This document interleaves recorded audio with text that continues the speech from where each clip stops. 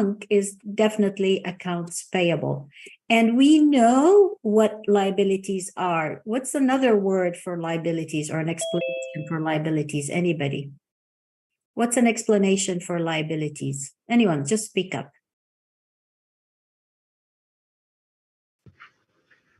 Something that you owe. Absolutely. It's what we owe. Liabilities are what we owe. So what's accounts payable? We owe this to who, typically? Nathan, who do we owe to with accounts payable? Investors. Vendors. Accounts payable, remember, this is the investors down here, stockholders' equity. With accounts payable, we owe, this is where all my vendors and suppliers' accounts are. So in the case of Amazon, they owe $79.6 billion to their vendors and suppliers. What do we mean by vendors or suppliers? It's basically the people they buy from. So they buy a lot of inventory, which is basically up here, right? So a lot of inventory, and they owe the money to the people that they bought the inventory from. Typically, this is current. Why would we say this is current? Because what makes it current versus non-current? Grima, what do we mean by current? Like, do we owe them? Wait. Is it like short term? Absolutely. Like, what's it right now? And what do we mean by short term, Kayla, or current? Like within like span like 6 months to a year. A year. Typically, it's due within a year. So we expect, thank you both, we expect to pay the 100, if we're Amazon, we expect to pay the 155 billion within a year. And of course, it's going to be paid out, but there's going to be more debt accumulating. And that's common in business. So that's not uncommon. We have 462 billion of assets. So 155 is due. That's not too bad, really. Now, if we go down the list, we get to the long-term part, and that's these. So we have long-term lease liabilities, we have long-term debt, and we have other long-term liabilities. These are due within more than a year. Again, the long-term is due more, we have more than a year to pay them. Why do we split the less than a year to more than a year? Why do we split the current versus non-current? What do you think, Francesco? Why might we want as users to see current liabilities split from long-term liabilities, or current assets split from long-term assets? Any thoughts? It's good to tell the company's financial standpoint. Sorry, speak up, please. Speak louder. Yeah. If you look at the financial standpoint of a company short term versus long term. So if you look at the current liabilities, you can balance them against the current assets to see how liquid the company is versus looking at We can barely hear you, Francesco. We can barely hear you. Brian, why do you think we might want to split current from non-current? Brian? Well, for us, we want to split this is what I think, because we want to see what we owe within the year and what we don't have to worry about for a year. And another thing what I think is investors don't want to see a big old liability. If it's combined together, it's going to be a lot bigger. So I don't think investors would like to see a big liability and would rather see two smaller liabilities. Very good, very good. We do want to see what we owe quickly within because we want to plan our cash, remember? So this is immediate need in terms of cash. We have to make sure that our cash and our current assets cover our current liabilities. So if you look at the current assets here, we have $146 billion. That's cash and everything convertible to cash within 12 months. Well, is that enough to cover? Almost. So I think, that means that we have liquidity is generally fine in general, because within the year, we can see that our current assets almost cover our current liabilities here. Okay. So, and as Brian said, investors would rather see what's immediate separate from what's long-term, because we do have more time to, sorry, what did I just do? Okay, I don't know what I just did. Anyway. We do want to, the longer term ones, we have some time to get our cash. And then we have stockholders' equity, which we will cover in future chapters. So this chapter is about current liabilities. Next chapter is about long-term liabilities.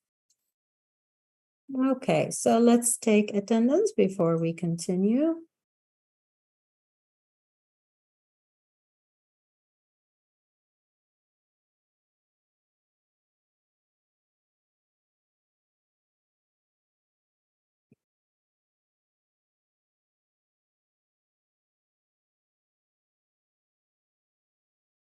Are we missing anybody? Okay, we're missing Bryant.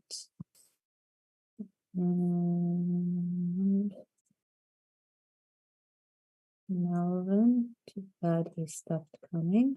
Is Sandia here? No. Okay, Anthony, Kimberly, Nathan, Kayla, Caesar, Brian, Casey, Francesca, Grima. Good.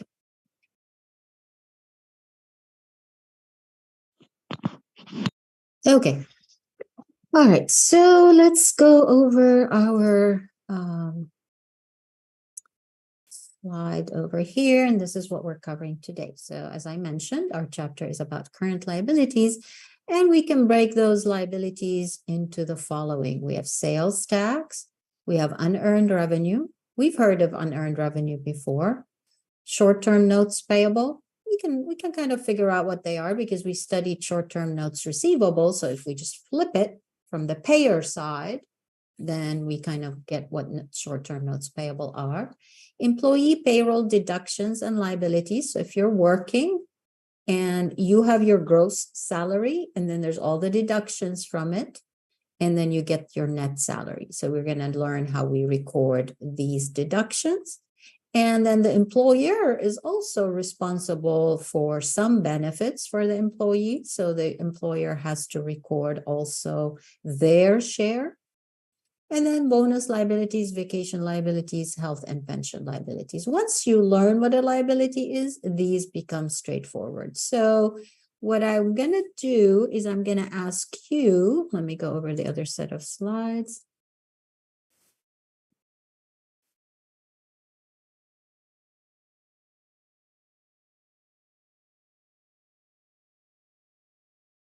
Okay, so here are these. And what you need to do is you need to know these with the exception of P4, 5, and 6.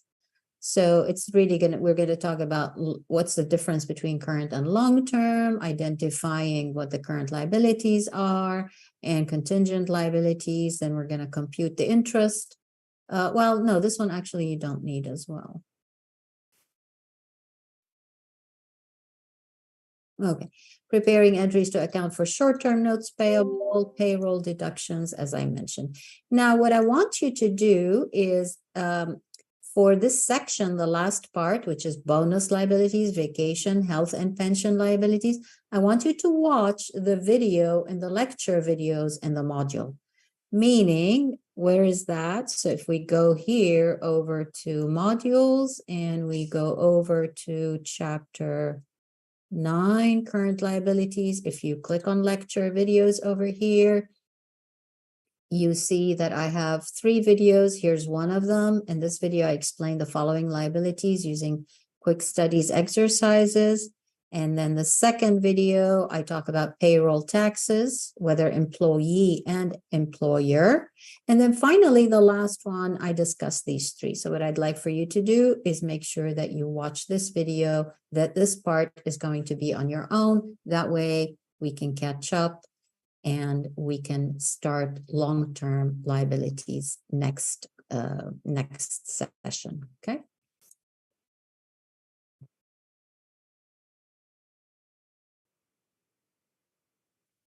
Any questions so far?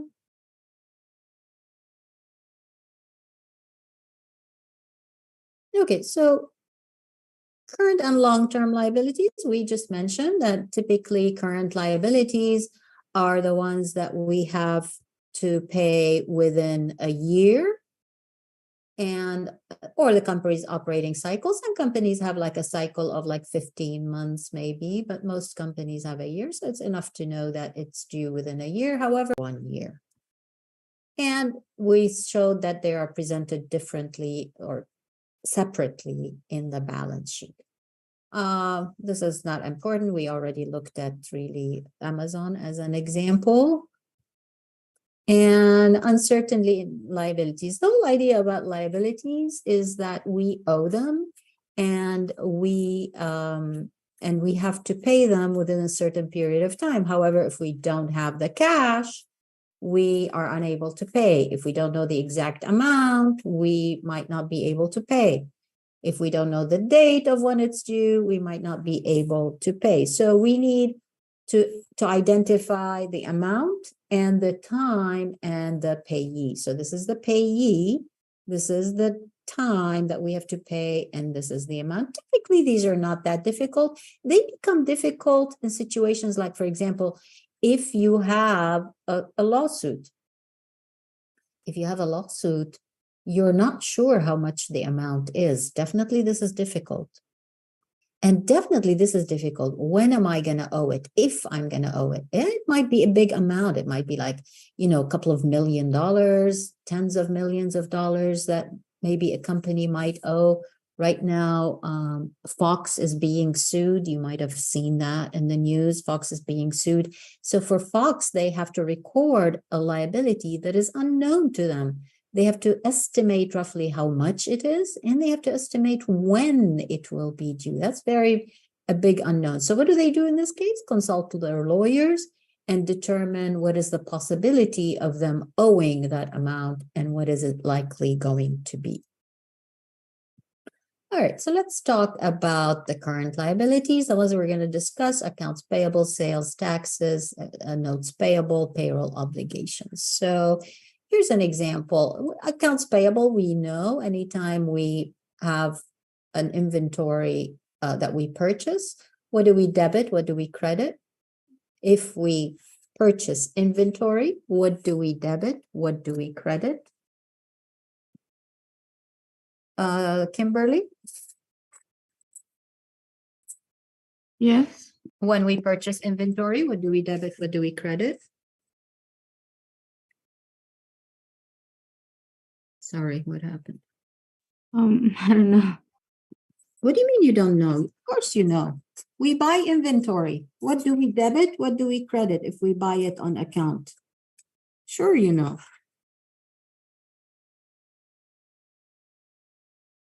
Give me a minute. Something was wrong here. Here we go. Kimberly. Turn on your mic, please. Yes. You buy inventory for $100 on account. What do you debit? What do you credit? Of course you know.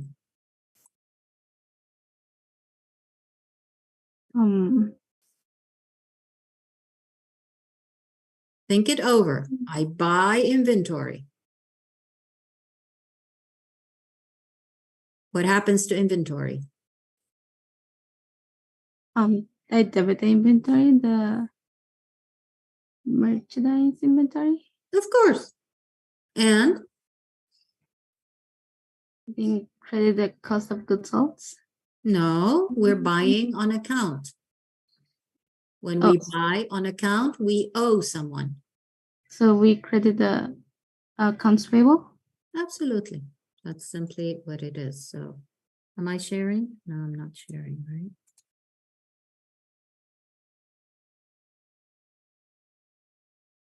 Okay, so simply buying on an inventory, so accounts payable, we know what it is, right? Buying inventory on account.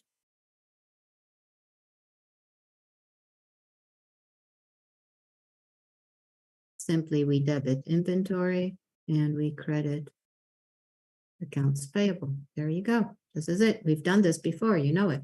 Okay. So that's all we need to know about accounts payable. And typically when we pay,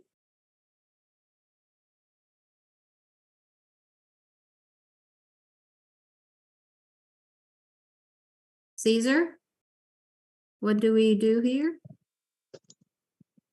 What We- journal entry do we record?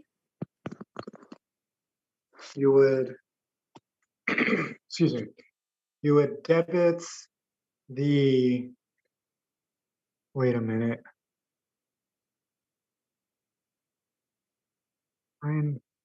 Okay, so you would, hold on, I'm thinking.